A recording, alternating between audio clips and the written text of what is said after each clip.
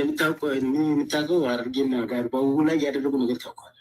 ብዙ ጊዜ ማለት ነው ከመጀመሪያ ከድሮ ጀምሮ ማለት ነው። ስለዚህ አሁን እነሱ የእስልምና አረቦች እስልምና እንደ ራሱ የራሱ ሀገር ነገር አድርጎ እንደሚጠቀሙበት ብሔር መጠቀም ጀምሩ ነው እንጂ ፖለቲካ አይደለም። እውነት ማለት የጃሃድያ ጃሃድ ማለት የእስላም አይደለም። ጃሃድ ማለት ኢስላም በጃሃድ አይደለም ታሰለው ነው። ነብያችን አለይሂ ሰላቱ ወሰለም ከሞተ በኋላ ጃሃድ የለም ተብሏል። አረቦች ግን አንተ ክርስቲያንና ሙስሊም ሆና የተለያየ ሀሳብ ይዛ አብረን መኖር የለበትም ብሎ ስለሚያስተምሩት ጃሃድ በጃሃድ ነው። በጃሃድ በአመግራኝ ነው ኢትዮጵያ ውስጥ ብዙ ጊዜ የተካሄደ ማለት ነው። ታሪካችን ነው ይዞ ሄደ። በዚያ ሰዓት ኢማም አህመድ ማለት ነው ታሪካችን ጨፍጭፎ እንኳን ታሪክ ብቻ ሳይሆን ትንሽ እውቀት ያሉ ሰዎች ራሱ እስላም ቢሆንም አያስቀረም ነበር፣ ሲገል ነበር ያ ሰው ማለት ነው። ግን ምን አደረገን?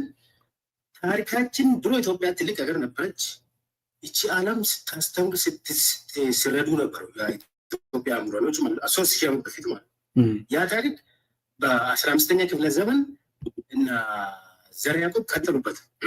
እንደሱ ክርስትና መከፈል ሲፈልጉ ዘርዓ ያዕቆብ የሚባለው የሆነ ንጉስ ነበረ። እምቢ አለ እሱ።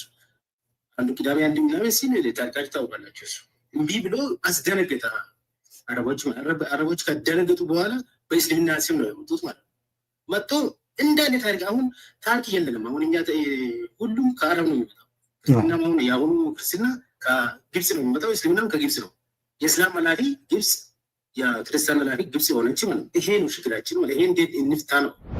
መቼስ ለአንዳንድ ወንድሞቻችን ይቅርታ የምናደርገው ለምንድን ነው የዚሁ ማህበረሰብ አካል ስለሆኑ ማህበረሰቡ ደግሞ በነገስታት እና በእውነተኛ አባቶች ጥበቃ ስር ኖሮ ሁሉ ጊዜ ወደ ላይ ይጠብቃል እና እንደገና ደግሞ ላይ እውነትም ላይ ነበረ፣ ወደ ክርስቶስ ላይ ነበረ። እንዳሁኑ ላይ ዘር፣ ላይ ገንዘብ፣ ላይ ሙስና አልሆነም ነበረ።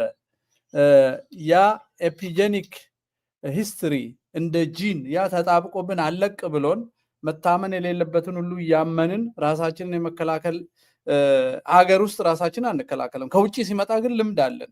ሀገር ውስጥ በገዛ ቤተሰባችን ተጠቅተን ስለማናውቅ በተለይ ባለፉት የተወሰኑ ዓመታት ልምምዱ የለንም። አናሳዎችና ክፉዎች ግን በውጪ አካላት እየተመከሩ በህቡ ተደራጅተው ስልጣን ይዘው ማረድ ጀመሩ። እኛ ከውጪ አካል ጋር መደራጀት፣ መመካከር፣ ህቡ መግባት አናውቅም። ምክንያቱም እኛ ቤታችን ነው ብለን ተኝተናል። አሁን ትክክለኛ ነገር እዚህ ላይ ኢትዮጵያ ለማጥፋት መጀመሪያ ጊዝ ነው ያጠፉት። ጊዝ የአንተ ታሪክ በጊዝ ተጽፎ አንተ ጊዝ የኔ አይደለም ብለህ እምቢ አልክ። ይዙ ካጠፉ በኋላ የተወሰነ ዓመት በኋላ በአማርኛ ታሪክ አማርኛ ፈልገህ በአማርኛ መጥፋት አለበት የሚለው ትውልድ ተፈጠረ። እዚህ ተመልከት፣ እዚህ ላይ ማለት ነው መጀመሪያ ጊዜ አጠፉ። የራሱ ታሪክ ማይክ ትውልድ ተፈጠረ።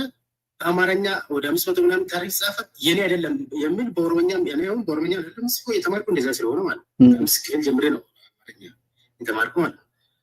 ከአሁን ኦሮምኛም 200 ምናምን አሁን በኋላ ምን ያደርጋል? ሐረርገኛ ወይ ወለገኛ ምለው ቋንቋ ፊደል ይዘን ይመጣሉ ማለት ነው።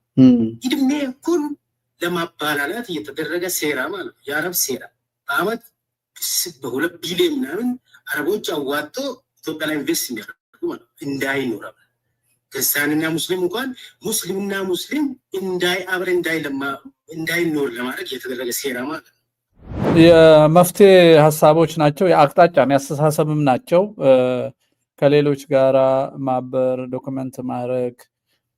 ሰው ደግሞ ብሔርተኝነት መቼስ በዓለም ዙሪያ ከፋሺዝም ተርፎ አያውቁም። ብሔርተኝነት መጨረሻው ገደል ነው። ግን የአማራ ብሔርተኝነት ዩኒክ ካራክተሩን ደግሞ በትክክል ማስረዳት ነው። ያ ልዩ ጠባዩ በህልውና ምክንያት የተፈጠረ ጠባዩ መንገድ ላይ ደግሞ በራስ ወዳዶች ተጠልፎ የፋሺስት ጠባይ የኦነግና የህወሓት ጠባይ እንዳይዝ ጥበቃ የሚደረግበትን ደግሞ ዋስትና የሚሰጥ ነገር ላይ ሁሉ መወያየት ያስፈልጋል። ምክንያቱም ብሔርተኝነት ከሂትለር ጀምሮ የትም አገር ብሔርተኝነት ሲያልቅ ዘር ሆኖ ነው የሚያልቀው፣ የጥፋት ነገር ሆኖ ነው የሚያልቀው። የአማራን ብሔርተኝነት ከዚህ ሁሉ ልዩ የሚያደርገው ምንድን ነው ብሎ ያን በትክክል ማሳየት፣ ለ50 ዓመት ታርጌት የተደረገ አንዴ በሃይማኖቱ፣ አንዴ በቋንቋው፣ አንዴ በታሪኩ፣ አንዴ በአሰፋፈሩ፣ አንዴ በመሬቱ፣ አንዴ እየተፈለገ የሚጠቃ ማህበረሰብ ራሱን ለማዳን ያደረገው እንጂ አጥንቴና ደሜ ከሰው የተለየ ነው ብሎ እንደ ሌሎቹ እንዳልሆነ ሰውን መተማመኛ መስጠት ያስፈልጋል። ዝም ብሎ ዘራፍ ማለት አይደለም። አሁን የተቸገርነው የአማራ ብሔርተኝነት ቅድስናን እናውቃለን፣ የምናውቅ ግን ሚዲያውን የተቆጣጠሩ ሰዎች የአማራን ትግል ዓላማ አይነት ንጽህና ሳይሆን የሚናገሩት የግለሰቦችን ልዩ ፍጡርነት ሊነግሩን ይፈልጋሉ።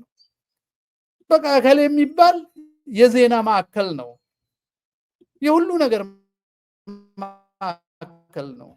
አማራ እዚህ ጋር ይደበዝዝና የሆኑ ሰዎች ብቻ ይሆናል አማራ ማለት። እንዲህ አይነቱን ስተት እያረሙ አማራን ህዝቡን ማሳየት፣ እሴቱን ማሳየት፣ ዓላማውን ማሳየት ነበረ። አሁን የተቸገርነው ግለሰብ ማሳየት ሆነብን። በጣም ተቸገርን እና አሁን እንደኔ አይነቱ እነዚህ ሰዎች መንገድ ላይ ቅይር ብለው እንደኔ ዘመዶች ቢሆኑስ በኋላ በውሸት ከኪሳቸው እያወጡ ሰው እየነቀሉ ሰው እየቀረደዱ ሰው ሲያለቅስ ሶፍት አቀብለው እያሉ በጭካኔ ዘር ማጥፋቻቸው የሚያኮራቸው ሀገር መበተናቸው የኔ ትውልድ የሚኮራው ኢትዮጵያ ስትበትን ማየቴ ነው። እንደሱ እንዳንሆን ምንድነው ዋስትናችን? ይሄ ያሳስበኛል።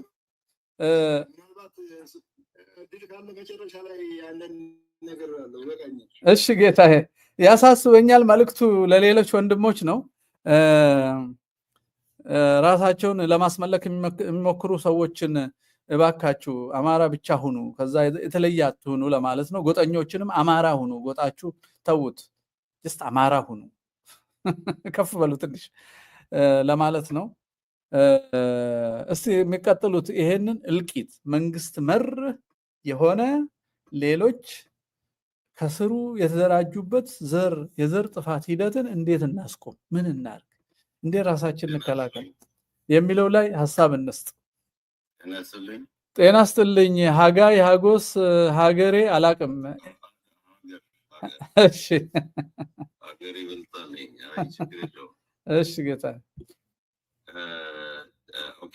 ጥያቄው ምንድነው? ምን እናድርግ ነው። በጣም ስፔሲፊክ የሆነ ጥያቄ ነው፣ ግልጽ የሆነ ጥያቄ ነው። ግን ያን ከመመለሴ በፊት ለጋሽ ፋንታሁን መምህር አትፈልግ ስላሉ ለዲያቆን ዮሴፍ፣ ለዘመድኩ በቀልና ለመምህር ቀሲስ ነዋይ ምስጋና ላቅርብ መጀመሪያ። ምክንያቱም የሚያስወግዝ የሚያስጠላ ግን እውነትን የያዘ ነገር ይዛችሁ ስለቆማችሁ ይሄ የዘመናችን ቴዎድሮስ የዘመናችን ጴጥሮስ ያስብላቸዋል። ምስጋና ነው ይሄ። ሰዓቴን አይቆጥቡብኝ፣ ግን በሁለት ደቂቃ ጨርሳለሁ። ችግር የለም። ምን እናድርግ? መጀመሪያ ምን እናድርግ ሳይሆን እኔ ምን ላድርግ በሚለው ላሻሽሎ ለራሴ ትክክል። ምን ላድርግ? እኔ ሲኖዶስን አንድ፣ ሁለተኛ ዘማሪያንን፣ ሶስተኛ መምህራን የሚባሉትን መጀመሪያ ክጄ ነው የምነሳው። ምክንያቱም ስለ ካዶኝ ክዳቸዋለሁ። መጀመሪያ ማድረግ ያንን ነው። አንድ መሬት ላይ ስንወርድ ግን ክርስቲያኑ ምን ማድረግ አለበት? እንደሚያውቁት መምህር አሁን ክሩሴድ ኦር ጂሃድ የሚባል ጦርነቶች ነበሩ በታሪክ እናውቃለን። ክሩሴደር የክርስቲያኑን፣ ጂሃዶች ደግሞ እስልምናውን ይዘው ይመሩት የነበረው። ይቅርታ አንድ ጊዜ ብቻ ክሩሴድ የክርስቲያን ሳይሆን የካቶሊክ ነው። በእኛ የለም። በእኛ የለም። ካቶሊክን እኛ ያው የሊዮን ነው። ጦርነት ታውጇል። ኤኒዌይስ ጦርነት ታውጇል። አብይ አህመድ ከሚሴ ላይ ያደረገውን ንግግር ሰምተናል። ኦሮሚያዋን የምናውቅ ሰዎች፣ እኔ ባሬ ልጅ ነኝ። ምን አይነት ነገር እያመቻቸ እንደሆነ እናውቃለን። እና ትክክለኛ የሃይማኖት ጦርነት ሊያደርገው ወስኗል። ምክንያቱም የብሔሩ ጉዳይ አልሰራለት። ሰው ምንድን ነው መሬት ላይ ማድረግ ያለብን? ምክንያቱም ጥያቄዎት በጣም ስፔሲፊክ የሆነ ነው። ምን እናደርግ ነው? ምንድን ነው ማድረግ ያለብን? በጥይት ሊመታ የመጣውን ጥይት ታጥቀ ነጥቀ ግንባሩን ብለው ነው። ዳዜ ምንም ሌላ አማርኛ የለውም። እዚህ ላይ ማልቀስ የሽመልስ ጊንዲሳን መልዕክት አስተላልፈዋል እና ምንድነው ያልቅሱ ሰው ስቷቸው ነው ወይ እኛ አናለቅስም። ልትመታኝ ስትመጣ እመታሃለሁ፣ ቤተክርስቲያን ልታቃጥል ስትመጣ አቃጥላታለሁ፣ አንድ ያንተን መሰረት ንደዋለው ነው። በቃ ጀስት ቲት ፎር ታት ነው። ምክንያቱም በጣም ይቅርታ ሰዓት ወስድቦታለሁ፣ ግን ለምሳሌ አዶልፍ ሂትለርን ካየን እና አይሁዶችን እንዴት ለመጨፍጨፍ እንደተዘጋጀ ስናይ መጀመሪያ ሴትና አካለ ስንኩላንን ለብቻ ይለዩ ነበር። ጉልበት ያላቸውን በቀኝ ሌሎችን በግራ ያደርጋል። እነዛን ጋዝ ቻምበር ውስጥ ይከታቸዋል። እነዚህ ሰዎች ያንን እየፈጸሙ ነው። ምክንያቱም አሁን አርሲ ላይ ምንድን ነው ያደረጉት? ኦሮሞና ኦርቶዶክስና አማራን በዚህ ኦሮሞ የሆንክ በዚህ በኩል እያሉ ለይተው ወስደው ፈጇቸው እና ኤግዛክትሊ አሽዊዝ ላይ የጋዝ ቻምበር ያለበት ፖላንድ ላይ ነበረ ነው። አሽዊዝ እንደምታውቁት የለዩዋቸው እንደዛ ነው። እነሱ በሚፈልጉት ካታጎሪ እየለዩ እየፈጁን እየገደሉ ነው ያሉት። እነዚህ ሰዎች ሲመጡ አይ እያለቀስክ አይ እየተከራከርክ የምትድነው ነገር አይደለም። ስለዚህ ከላይ የካዱን ሰዎችን መጀመሪያ እንክዳለን፣ ምክንያቱም እነሱ ቀድሞ ስለካዱን። ሁለተኛ የሚያድነን እንግዲህ እግዚአብሔር ጦር አይልክም ወደዚህ። እግዚአብሔር የያዝነውን ነው የሚባርከው። ካላንኳኳ በሩን አይከፍትም። እግዚአብሔር አንኳኳ ብሏል። ስለዚህ ሊገል የመጣውን መከላከል አለብን። ግንባርን ሊመታ የመጣውን ግንባሩን ብለን መሞት እያለቀስክ ሳይሆን እና ሶስተኛው የመጀመሪያ መካሪ እያለው እነዛን ሰዎች ክደናቸዋል። ስለ ካዱም ክደናቸዋል። አላቃቸው እኔ ጳጳስ ሲባለውን አላቅም። ከዚህ በኋላ ግን እዚህ ውስጥ መምህርም ዘማሪም የሚያሾፉት እንደ ዘማሪ ማነው ዮሴፍ ነው ኤፍሬም ቴድሮስ ዮሴፍ ቴድሮስ እንደዚህ ያለን። ሌላው ደግሞ ቀሲስ ኤፍሬም እሸት የሚባል አጭበርባሪ ያለ። እንደዚህ ያሉትን ትክዳቸዋለህ። ለምሳሌ በጋሻው ፔንቴ የሆነው ተሐድሶ የነበረው ሰውዬ እንደ ካዱን ሁሉ መስመራቸውን ካላስተካከሉ እነዚህ ሰዎች አናቃቸው። አንደኛ። ሁለተኛ ሊመታ የመጣውን ግንባሩን ብለው። ሶስተኛ ግን አስተምህሮት ላይ በተለይ ማህበረ ቅዱሳን የሚሰሙ ከሆነ ይሰማሉ እያስባለሁ። አስተምህሮት ላይ ማስተካከል ያለባቸው ነገር አለ። እኔ የዛ አባል ነበርኩ፣ የግቢ ጉባኤ አባል ነበርኩኝ እና አስተምህሮታቸው ላይ ቀሚስ አንጠልጥሎ ቀሚስ ለብሶ የሚሮጥ ምዕመን አለ መፍጠር ያለባቸው። የሚገዳደር ፖለቲካ ያገባኛል የሚልን የተዋህዶ ሰው ነው መፍጠር ያለባቸው። እኔ አስታውሳለሁ የተጣላሁበትም አንዱ ምክንያት 97 ዓመተ ምህረት በተደረገው የፖለቲካ እንቅስቃሴ አካባቢ ነው የተለያየሁት። ጳውሎስ ምን እንደሚሰራ ቃለው ፖለቲካ ውስጥ ኢንቮልቭ አደርጋለሁ። አት ዘ ሴም ታይም ደግሞ የቤተክርስቲያን ልጅ ነኝ፣ የማህበረ ቅዱሳን አባል ነኝ። እዛ ጋር ፖለቲካ ማውራት ራሱ በቃ አንተ እርኩስ አገውን የሚወስዱት። ይህን ማስተካከል አለባቸው። ምክንያቱም ፖለቲካ ያገባኛል፣ ሊደርሽፕ መፍጠር አለባቸው። ፖለቲካ ያገባኛል የሚል ሊደርሽፕ መፍጠር አለባቸው። በቀሚስ ተጠቅልሎ እያለቀሰ የሚያሸበሽብ ወንድ ማየት አልፈልግም። እዛ ውስጥ ወንድ የምለው ወንድናት የምንለው በጾታ አይደለም መጠራው። እኔ ወንድ ትርጉም አለው ራሱን የቻለ። ወንድ ማለት ሰው መሆን ማለት ነው። አማራ ማለት ሰው መሆን ማለት ነው። እርስዎ እንደሚሉት ወንድና ሴት ስል እዚህ ጋር ሴት ትንሽ ወንድ ትልቅ ነው በጾታ አይደለም ማየው እና የቆረጠ አይነት ትውልድ መፍጠር አለባቸው። ካሪክለሙ እሱን አላስተማረንም። ፖለቲካን ተጠይፉ ነው ያለን እና እነዚህ ሶስት ነገሮች ነው የምለው። እነዛ መካድ፣ ሊመታ የመጣውን ግንባሩ ማለት፣ አስተምሮቱን ደግሞ ፖለቲካ እንደሚያገባው አድሚኒስትሬሽን የራሱ እንደሆነ ሀገሩ የራሱ አይደለም እንዴ? ይህን ነገር እንዲያሰጽ ማስተማር ያስፈልጋል። ምክንያቱም እኛ ኦልሞስት እኛ ሞተናል ኦልሬዲ። ግን አዲሱ ትውልድ የተዋህዶ ትውልድ ምንድን ነው የሚማረው? እንደዚህ የረከሰ እንደዚህ አጭበርባሪ አይነት ሃይማኖት ውስጥ መቀጠል ይችላል ወይስ አይችልም? እየተንገታገትን ያለ ነው። ቤተክርስቲያኗን እኮ ንደዋታል። እኛ ግን የቀረነው የተረፍነው እነሱን ንቀን በራሳችን ስለጸናን ብቻ ነው። እና ይሄን ነው ማለት የምችለው። በጣም ይቅርታ ረጅም ጊዜ ወስጃለሁ። መምህር አትበሉኝ ብለዋል። ሀገሬ እሺ፣ ምስጋናዬን እንግዲህ ያድርስልኝ ለእርስዎ፣ ለዲያቆን ዮሴፍ፣ ለዘመድኩን በቀለ፣ ለመምህር ቀሲስ ያቀርቡልኝ። አመሰግናለሁ። እግዚአብሔር ይስጥልን። አሜን። መቼስ ለአንዳንድ ወንድሞቻችን ይቅርታ የምናደርገው ለምንድን ነው? የዚሁ ማህበረሰብ አካል ስለሆኑ ማህበረሰቡ ደግሞ በነገስታት እና በእውነተኛ አባቶች ጥበቃ ስር ኖሮ ሁል ጊዜ ወደ ላይ ይጠብቃል እና እንደገና ደግሞ ላይ እውነትም ላይ ነበረ፣ ወደ ክርስቶስ ላይ ነበረ። እንዳሁኑ ላይ ዘር፣ ላይ ገንዘብ፣ ላይ ሙስና አልሆነም ነበረ።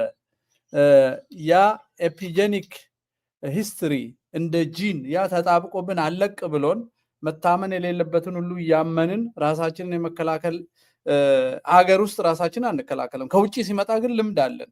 ሀገር ውስጥ በገዛ ቤተሰባችን ተጠቅተን ስለማናውቅ በተለይ ባለፉት የተወሰኑ ዓመታት ልምምዱ የለንም። አናሳዎችና ክፉዎች ግን በውጭ አካላት እየተመከሩ በህቡ ተደራጅተው ስልጣን ይዘው ማረድ ጀመሩ። እኛ ከውጭ አካል ጋር መደራጀት፣ መመካከር፣ ህቡ መግባት አናውቅም። ምክንያቱም እኛ ቤታችን ነው ብለን ተኝተናል። እኛ ወደ ባዕድነት ለመቀየር የፈለጉት ተላላኪዎች ግን የአድዋ ቁስለኞችን እንደ አማካሪ አድርገው ነው እንዲህ ያደረጉንና አንዳንድ ቄሶች በሚዲያም በምንም ለስለስ ያለ አቋም ሊዋውጥ ነገር ቢያደርጉ እንታገሳቸው። ሙከራቸውን ብቻ እናመስግን ማለት ነው። ሙከራቸው ራሱ ትልቅ ነው። ትላልቁን እያዩ ያን ያህል መድፈራቸውንና እንዳው የቄስ ማን ናቸው ቄሲስ ስማቸው የጠፋኝ አንድ ሰው ስም ጠርተው ነበረ።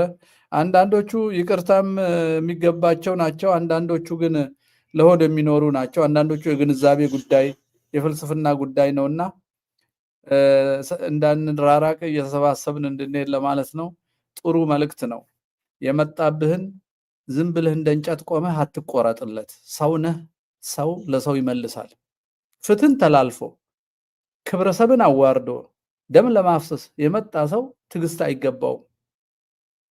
አይገባውም። ለዛም የግለሰብ ጥል አይደለም፣ እንደ ዘር፣ እንደ ማህበረሰብ፣ እንደ ሃይማኖት ሊያጠፋ ነው የተሰማራው። ስለዚህ ምላሽህ ትውልድን ማዳን ነው እንጂ ራስን ማዳን ብቻ አይደለም እና ለራሱ ያልተረፈ ሰው ለሀገሩም ለማንም ለቤተክርስቲያንም አይተርፍም። ሰው ሁሉ ራሱን የመከላከል ቁርጠኝነት ስሜት ውስጥ መግባት አለበት፣ መንግስት ስለሌለ ማለት ነው። መንግስት ራሱ ገዳይ ስለሆነ እና ይሄ መልእክት በጣም ጥሩ መልእክት ነው ብዬ ነው የማምነው። ሁለተኛ መካድ ያልከው ነገር ላይ እንግዲህ በክህነት ነው የምንኖረውና የሚጸልዩ የሚያለቅሱ ይሄ ነገር ያልገባቸው ግራ የገባቸው ግን ከእግዚአብሔር ጋር የሚነጋገሩ ጥቂት ሰዎች ሊኖሩን ይችላሉ። ይሄ አፈቀላጤው ልታይ አንገቴን ልስጥ በዚህ ወጣው ንጹህ ምናምን እያለ ይሄ የሚወራቸው እሱ መካድ ያለበት ነው የሚመስለኝ። እንደ ሲኖዶስ ሳይሆን እነዚህ ሲኖዶስ ውስጥ የሰገሰጉት ዘረኞችና ምንደኞች ማለት ነው። እሱን ከዛ ውጪ እኔ እስማማለሁ ባልከው እያለቀሱ መሞት ፈጽሞ አልቀበልም። ከልጅነቴ ጀምሮ በዛ ምክንያት ብዙ መንገድ ተጉዘናል። ጥሩ ሀሳብ ነው ያስተላለፍከው ማለት ነው። እግዚአብሔር ይስጥልኝ። የሚሰማ ካለ እና እኔ የኦነግ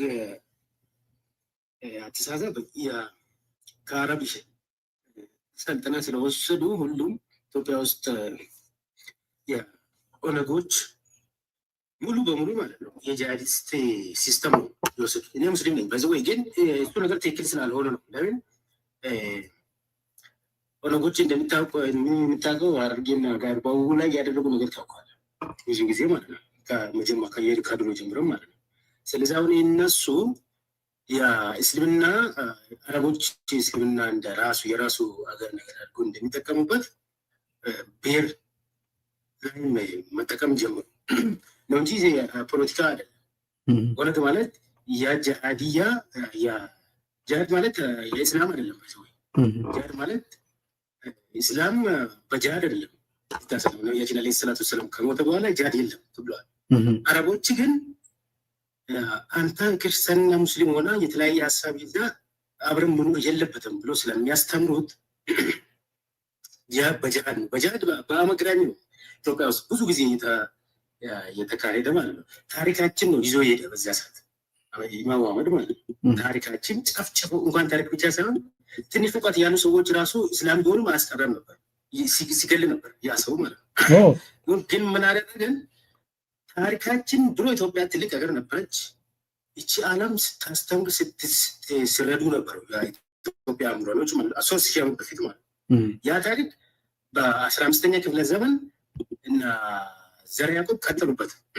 እነሱ ክርስትና መካፈል ሲፈልጉ ዘርዓ ያዕቆብ የሚባለው የሆነ ንጉስ ነበረ። እምቢ አለ እሱ። አንዱ ቅዳሜ አንዱ ምናምን ሲል ታሪካችሁ ታውቃላችሁ። እሱ እምቢ ብሎ አስደነገጠ። አረቦች ከደነገጡ በኋላ በእስልምና ስም ነው የወጡት ማለት መጥቶ እንዳለ ታሪክ አሁን ታሪክ የለንም። አሁን እኛ ሁሉም ከአረብ ነው የሚመጣው። ክርስትና አሁን የአሁኑ ክርስትና ከግብጽ ነው የሚመጣው፣ እስልምናም ከግብጽ ነው። የእስላም መላኪ ግብጽ፣ የክርስቲያን መላኪ ግብጽ የሆነች ማለት ነው። ይሄ ነው ችግራችን ማለት ይሄ እንዴት እንፍታ ነው አሁን ትክክለኛ ነገር እዚህ ላይ ኢትዮጵያ ለማጥፋት መጀመሪያ ጊዝ ነው ያጠፉት። ጊዝ የአንተ ታሪክ በጊዝ ተጽፎ አንተ ጊዝ የኔ አይደለም ብለህ እምቢ አልክ። ማህበረሰብ ትውልድ ይዙ ካጠፉ በኋላ የተወሰነ ዓመት በኋላ በአማርኛ ታሪክ አማርኛ ፈልግም አማርኛ መጥፋት አለበት የሚለው ትውልድ ተፈጠረ። እዚህ ላይ እዚህ ተመልከት፣ እዚህ ላይ ማለት ነው መጀመሪያ ጊዜ አጠፉ። የራሱ ታሪክ ማይክ ትውልድ ፈጠረ። በአማርኛ ወደ 500 ምናምን ታሪክ ጻፈ። የኔ አይደለም የሚል በኦሮሞኛም ያኔው በኦሮሞኛ አይደለም ስኮ የተማርኩ እንደዛ ስለሆነ ማለት ነው። ምስክር ጀምሬ ነው አማርኛ የተማርኩ ማለት ነው። ከአሁን ኦሮሞኛም 200 ምናምን አሁን በኋላ ምን ያደርጋል? ሐረርገኛ ወይ ወለገኛ ምለው ቋንቋ ፊደል ይዘን ይመጣሉ ማለት ነው። እድሜ ሁሉ ለማባላላት እየተደረገ ሴራ ማለት ነው። የአረብ ሴራ በአመት በ2 ቢሊዮን ምናምን አረቦች አዋጦ ኢትዮጵያ ላይ ኢንቨስት የሚያደርጉ ማለት ነው። እንዳይኖር ክርስቲያንና ሙስሊም እንኳን ሙስሊምና ሙስሊም አብረ እንዳይኖር ለማድረግ እየተደረገ ሴራ ማለት ነው። ሃይማኖት አይደለም፣ ፖለቲካ ሙሉ በሙሉ ማለት ነው። አንተ አሁን ባለፈው እየሰማን ነበር። ባለፈው ኡስታዛችን ሀጂ ሙፍቲ ሲሆን የሀጂ ሙፍቲ ቀብር ላይ የቆመ ሰው አዛብ ነው የሚገባ ብሎ ሲያስተምሩ ኡስታዞች አይተናል። ይሄ እኮ ሃይማኖት አይደለም፣ ባይዘው ፖለቲካ ነው። አብረን መኖር የለብንም። እኔ ሞቼ እነ ፋንታ ዋቄ መጥቶ የማይቀበረኝ ከሆነ ጅብ ይበላኛል ማለት ነው። እስላምና እስላም እንደዛ እያለ ክርስቲያንና እስላም እያስገደዱ ሼክ ጤሳ ጳጳስ አድርጎ ሹሙ ነበር ኢትዮጵያ ቤተክርስቲያን ውስጥ ማለት ነው። ኃይለ ሥላሴ እኮ ነው ያለና ያባረረ እነኚህ ሰዎች ማለት ቤተክርስቲያንና መስጊድ አንድ ቦታ መስራት አለበት ብሎ ከቤተክርስቲያን ሲወጣ ከመስጊድ ሲወጣ እንደሚገዳደሉ ማለት ሁሉ ነገር ይሁን ተብሎ ትውልዱ እቺ ሀገር ለማጥፋት ያደረጉት ሴራ ነው። ይሄ ሁሉ አረቡ እንደዚህ እያደረገ ማለት ነው። እና እውነት የምናወራ ከሆነ እውነት ነው የምናወራው። እውነት ግን እንደ እውነት ስናወራ ማ እውነት አለ፣ ማ ውሸት ነው፣ ማ ፖለቲካ ነው፣ ማ ለነሱ ባሪያ ሆኖ ሲያገለግል የነበረ ነው። አሁን እኮ እኔ ሙስሊም ነኝ እኮ እንደኔ ሙስሊም ባይዘው የለም። ሙስሊም ግን ሙስሊም ሆነ ሳውዲ አረቢያ ሄደ የማይከበር አረብ ሀገር ሄደ የማይከበር ሙስሊም የራሱ አብረን ጎረቤት በሰላም አብረን እየኖረ ማጥፋት አለበት፣ መሞት አለበት። እሱ ገድዬ ጀነት እገባለሁ የሚል ሙስሊም እና አስር ሀገሩ ማወቅ ማይችል ሙስሊም አይደለም። እነሱ ትክክለኛ ሙስሊም አሁን እንደኔ ሀገሩ የሚወደው የራሱ ሃይማኖት የሚወደው ሙስሊም ትክክለኛ ሙስሊም ሊሆን ይችላል። አሁን ይሄ ፋክት ስናወራ አሁን ይኸውልህ እዚህ ሀገር አንተ እንዳልከው አሁን እኔ ለምሳሌ ፋንታውን አሁን እዚህ አታገኘኝም ነበረ። ሙስሊም ነው ያሳደገኝ ቤተሰብ። እናቴ በ7 ዓመት ሞታ ሁሌ እናገራለሁ። ምን ያደረጉ ነበረ ያሳደጉኝ ሙስሊሞች? ስጋ ሲታረድ ቤት ውስጥ አባቴን ይጠሩታል። ዋቄ ኮቱ ወይ ቀሌ ሙጫንኩን ጋ ፎን ከኘኛቱ ቀሊፍ ጀደኒን አየኸው። ከዚህ ውጪ ሌላ ዲፈረንስ አላውቅም ማለት ነው። እነዚህ ሰዎች ናቸው፣ እኔም ሰው ነኝ። ዶንት ቲንክ ሃይማኖት ስጋ ነው። ሌላኛ ቴዎሎጂውን አናውቅም እኮ ሃይማኖቱ ዝርዝሩን አናውቅም። 1000 ምናምን ዓመት የኖረን እምነት ዘንድሮ የመጡ ሰዎች እንደ አዲስ ሊሰሩት ለምን ፈለጉ ነው። እምነቱ ደግሞ ያ የሚያመልኩት አምላክ ወደ ላይ አንጋጠን የምናየው ከሆነ ወደ ምስራቅ ወደ አረብ ለምን ይወስዱታል ወደ ጎን? አምላካችን እዚህ ከሆነ ለምንድነው ወደ ሌላ ሰው የምናየው? እኛ ነው ወደ ላይ ብናይ አብረን ነው የምናየውና አንድ ቤት ውስጥ የምንኖር ሰዎች የመጠፋፋት ፕሮጀክት እንዴት ሊኖራቸው ቻለ? አሁን እኔ ቪዲዮዎች አሉኝ እዚህ አይፈቀድልኝም እንጂ አማርኛ ተናጋሪ ሆነው አልሸባብ ጋር ሄደው እየሰለጠኑ ይሄንን የጽንፈኛ ይሄ አሁን ሊቢያ ሰው ሲያርድ የነበረው የዛ አይነቱን ኢትዮጵያ እናመጣለን ብለው የሚታገሉ ሰዎች አሉ። ሌላውን ሰው ለማለት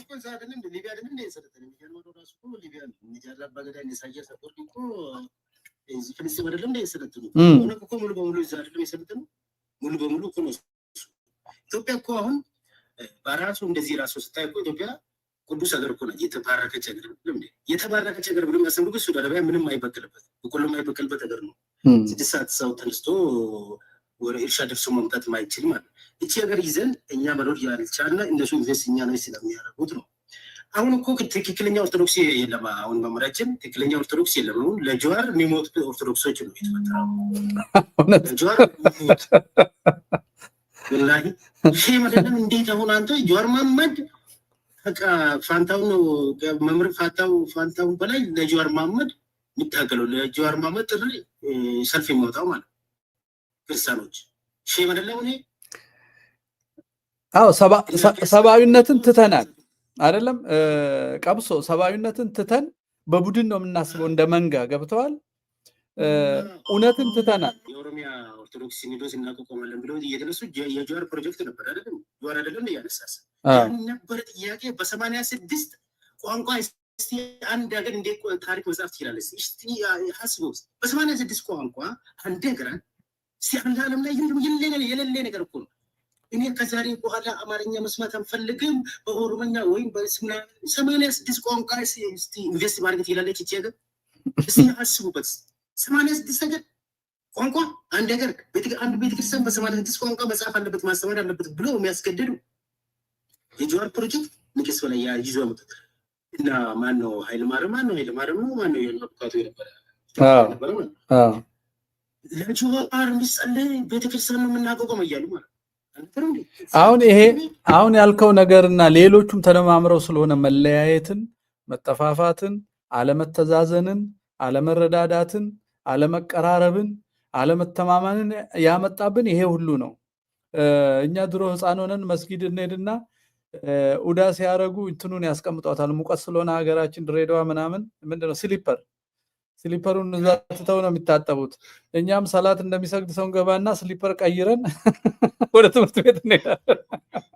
ማለት ምን ክር አስረናል። ያዩናል እኮ ምንም ካዩ ሀቱ ምናምን ብለው ስሊፐሩን ነጥቀው በጥፊ ብለው ይሸኙሃል። ምንም አይ ዶንት ኖ ከየት እንደመጣብን የሁሉ መጣላት እና መፍትሄው ምን ትላለህ? መፍትሄዋን ሐሳብ አቅርብ እስቲ። ምን እናርግ እስቲ? አሁን መፍትሄ ላይ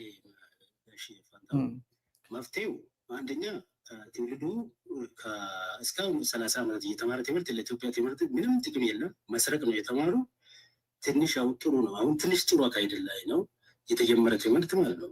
አስተካክሎ ችሎታ ያለው ተምሮ ችሎታ የሌለ ማጥፋት። ከዛ የኢትዮጵያ ቋንቋ አንድ ቋንቋ መሆን።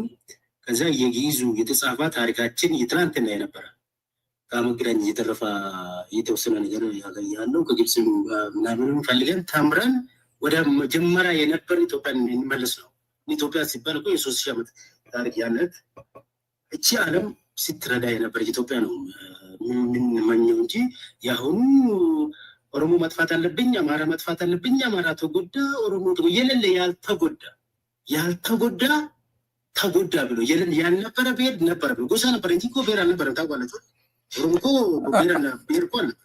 ብዙ ጎሳ ነበር። ጎሳ ተፈጥሮ ነው። ያው ቤተሰብ ተሰብስቦ ጎሳ ይሆናል ሲበዛ አንድ ቋንቋ ስለሚያወሩት ሰብስቦ ከጅማ ከምናምን ወደ 10 ምናምን ሊሆን ይችላል ጎሳዎቹ ማለት አንድ ቋንቋ የሚያወሩት አንድ ጎሳ ብሄር እያደረጉ የሌለ ነገር ከየት አድርጎ አመጡ። ከዛ በፊት ኦሮሞ አልነበረ ጎሳ ግን ብዙ ጎሳ ነበረ። አማራም አልነበረም። ብዙ እዛ አካባቢ ብዙ ቋንቋ የሚያወሩ ሰዎች ነበር። ያልነበረ ብሄር ይሄ ተጨቆነ ብሎ ያልጨቆነ ምኒልክ እኮ እና ባጅፋር ዘመድ ነበር አይደል? ዘመድ እኮ ነበር፣ ጓደኛሞች ናቸው። እንደውም ምኒልክ ሀገር ሲያስተዳድር የነበረ ጊዜ አባ ጅፋር መካ ላይ የሙስሊሞች ቤት ሰራ። እስቲ መለስ ሰርቷል? እንደዛ አልሰራም። ማንም የሰራ መንግስቱ ኃይለማርያም አልሰራም።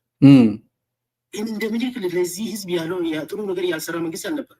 ግን ምንድነው ጥሩ ነገር እየሰራ ታሪኩ ስለማይፈልጉ እነኚህ በደንቆሮ ማህበረሰብ እነኚህ ካልጠፉ በስተቀር ባይዘው የኦነግና ቲፒኤልኤፍ ካልጠፉ በስተቀር ኢትዮጵያ ሰላም አታገኝም። ባይዘው እኔ አብይ ነው የምንወደው። አማራም እኔ አብይ ከመጣ በኋላ ነው እንደው ነፃ ያወጣው ብዬ ነው የምናምነው። ከዛ በፊት አማራ ያጠፉት ወያኔዎች ናቸው። እኔ አማራ ሲባል ታውቃላችሁ እናንተ ሐረርጌ ላይ ሌላ ነው እና እኛ ሸዋ መጥ የምናውቀውና እዛ ያሉ የተለየ አማራ ማለት ክርስቲያን ማለት ነው። እዛ ነው እኛ ጋር ማለት። ስለዚህ አሁን ይሄ ህዝብ ነፃ ያወጣው ይሄ መንግስት ነው የምናውቀው። አቲና ሐረርጌቲ ቀብሶ አቲና ሐረርጌቲ አከሲ ክርስቲያንና ዘመድ ስላለኝ አንዳንድ ይታያል። ከተነሱ ወደ ቤተክርስቲያን ወይም ወደ ክርስቲያን ንብረት ነው ያ ደንቆሮ ነው የሚያሳስበኝ ትንሽ አንዳንድ ነገር። ስለዚህ ይሄ ነገር ማስተካከል አለበት ሲባል ይሄ መንግስት እያስተካከለ ነው። ስለዚህ አንተ መፍትሄ አሁን የምትለው ሰው ዕውቀት መሰረቱን ማወቅ አለበት፣ ታሪኩን ማወቅ አለበት፣ የሐሰት ትርክቱን ማወቅ አለበት። እና አብዱል ጀሊል እንዳይሰሙ የግዕዝ ጠላት ናቸው እነሱ።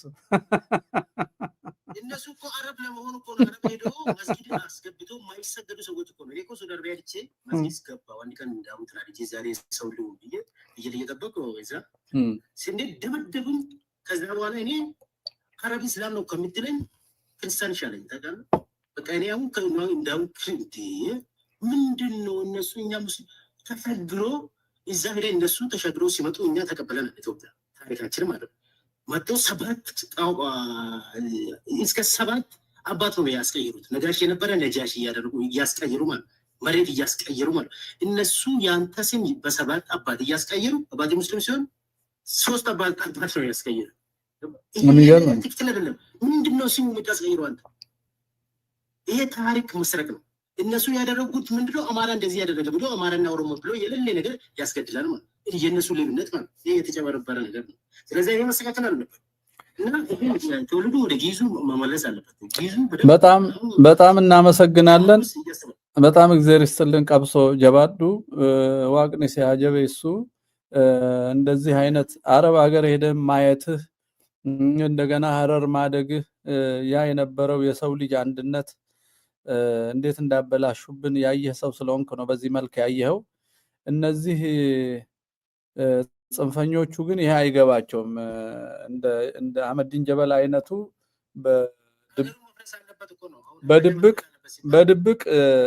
በድብቅ እንዴት ነውር እንደሚሰራ ያስተምራል። ሚዲያ እንዲህ አስደንግጣቸው፣ አጀንዳ ስጣቸው፣ አጭበርብራቸው፣ አዋርዳቸው፣ ስደባቸው እያለ እስላም ያስተምራል። እና እንዲህ አይነት ኡስታዞችም ስላሉ እንዳው አንተን እንግዲህ አሁን ያገሉሃል ማለት ነው። ሁለት አካል ነው የሚያገልህ። ኦነግ ኦሮሞማ ያገልሃል፣ ጽንፈኛው እስላም ያገልሃል። አሁን ሁለት ጠላት አፍርተሃል እኛ ጋር መተህ በመናገር። ሰው ሆንካ። ሰው አይፈልጉም ሰዎቹ፣ ቡድን ነው የሚፈልጉት። የሚጠላ፣ የሚያሳድድ፣ የሚገድል አሁን ማተፍ ያለው ኦርቶዶክስ ቤተክርስቲያን ውስጥ ያደገ ክርስቲያን ነው ብለህ የምታምነው ለጀዋር እንደሞት ትውልድ ነው ይባላል። አይ ቅድም አልነበርክም? ስማ ቅድም አልሰማህም? ያሰማሁትን አንድ ቄስ ምን እንደሚል አንተ እሱ ይገርማል። ምኒልክ እያሉ ነው የሚያልቁት ሲል እስላም ቀና ብሎ እንደሚኖር ያደረገው እኮ ምኒልክ እኮ ነው። በታሪኩ ብንሄድ ማለት የምኒልክ ጊዜ አሁን ለምሳሌ አባ ጅፋር የክፍለ ሀገር መሪ አልነበረ? ክፍለ ሀገር መሪ ዛሬ ሽመልስ አብዲሳ ሱዳን አረቢያ ሄዶ አንድ ነገር መስራት ይችላል? ካላ መንግስት ምንም መስራት አይችልም። በዛ ሰዓት እኮ አይደለም የተሰራ ሁሉ የእስልምና እስላሞች ዛሬ የሚያርፉበት ማለት ነው። ስለዚህ ትክክለኛ ነገር እንደውም ምኒልክ ነበረ ማለት ነው። ሁለተኛ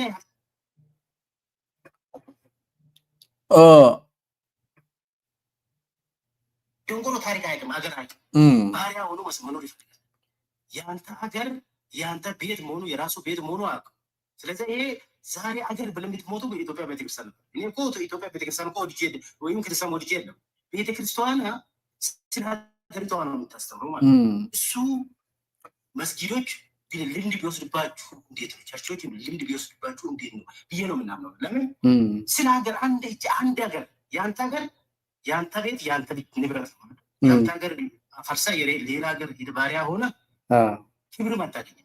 ዛሬ ይቺ ያለ የአንተ ሀገር አይተው ነው ለአንተ የምትከብሩ። ደሞዝ ነው እዛው ወደ ገበያ ላይ የሚከፍሉ ማለት ነው። ከአሜሪካ ያመጣ 15,000 ሪያል ከኢትዮጵያ ያመጣ 1,000 ሪያል። እስቲ አስወዳደር ውስጥ ማይገናኝ ነገር።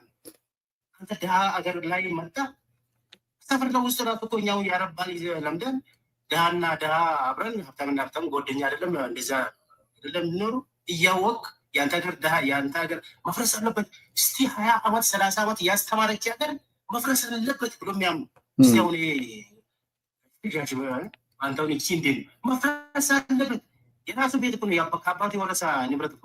በጣም በሽታ ነው ነገሩ፣ ዘረኝነት በሽታ ነው። ስለዚህ መድኃኒቱ ትምህርት፣ እውነትን እንዲያውቁ መርዳት፣ መረዳዳት፣ ማስተማር፣ ሐሰተኞችን ፊት ለፊት መጋፈጥ፣ አለመፍራት፣ እነዚህ የሐሰት ኡስታዞችን ለእውነተኞቹ ሙስሊም ዑላማዎች እንዲገዙ ራሳቸውን ከፍ ከፍ ማድረግ እንዲያቆሙ ሰው ማንቃት ያስፈልጋል። እና ትላልቁን የዑላማ ሁሉ እያዋረዱ ሰሞኑን አረብ ሀገር ሄደው በብር ይዘዋት የመጧትን ተልኮ ተቀብለው የመጧትን ትምህርት ይዘው ስንቱን ኢማም አባረው አዲስ አበባ ብዙ መስጊድ በእነሱ ተይዟል። ነባሩ እዚህ ወደ የመን አካባቢ አለ ከኢትዮጵያ እስልምና ጋር ድሮም አብረው እዚህም መጥተው እዛም ሄደው የሚማማሩት እዛ ተምረው የመጡ ልጆች አሁን ኢማም መሆን አይችሉም፣ ያባርሯቸዋል። እነዚህኛዎቹ የአብዱል ወሃቦቹን ብቻ ነው የሚያደርጉትና ይሄን ማወቅ አለበት ነው የኢትዮጵያ ሕዝብ። ክርስቲያኑና እስላሙ መተባበርና መጤዎቹና አጥፊዎቹ መለየት አለበት። አንድ ላይ ጨፍልቆ ግራ መጋባት የለበትም የሚል ያው እውቀት ይፈልጋል። እውቀት ማስተላለፍ ነው ስለ ሀገራችንም ስለ ሃይማኖቶቻችንም ማለት ነው። እግዚአብሔር ይስጥልን፣ እድሜ ይስጥልን ወዳጄ። ኤላ አንተ ተናገርና እንግዲህ እንወጣለን። ኤላ አለ ይሰማል ወዳጄ? እሺ አመሰግናለሁ። የመምህር አባቴ የእውቀት አባታችን ነው ብለውና ቢያንስ 7 ዓመት ከዛ በላይ በተለያየ መንገድ ከታተላሉና ይህን ድል በማግኘት በጣም ደስ ይለኛል። መጀመሪያ ትውልድን የሚያነቃ እውነተኛ ታጋሪ ኦርቶዶክስን ከመጠበቅም ከማስጠበቅም አንጻር የተደረገው እያደረገው ያለው ትግል በጣም ትልቅ ነውና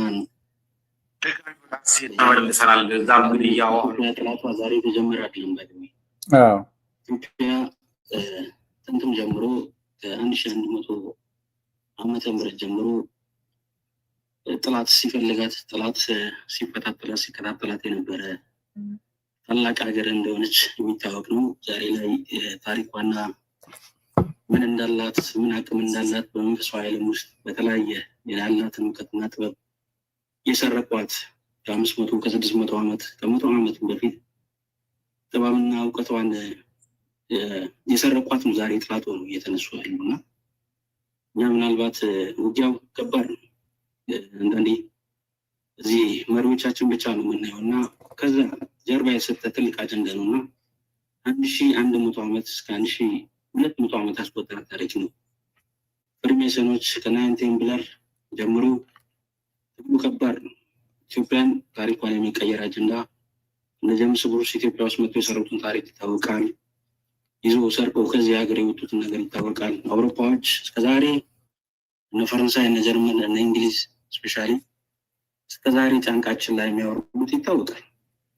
አሁን በአፄ ቴዎድሮስ ዘመን መቅደላ ጦርነት ላይ ምን ሰርቀው ምን ወስደው እንደሄዱ ይታወቃል እና ብዙ ታሪካችንን የኢትዮጵያ ማኑስክሪፕትስ ብራና ግዕዞችን በዓለም ላይ እነሱ የሰለጠኑት እኛን ታሪክ ነቆና ዛሬ እኛን ደግሞ የሚያቆሹ እኛ ደሃ ምንም እንዳሌለን እውቀት እንዳሌለን ከ100 ዓመት በፊት በሳተላይት ገቨርንመንት ነው የተመራን ያለ ነው።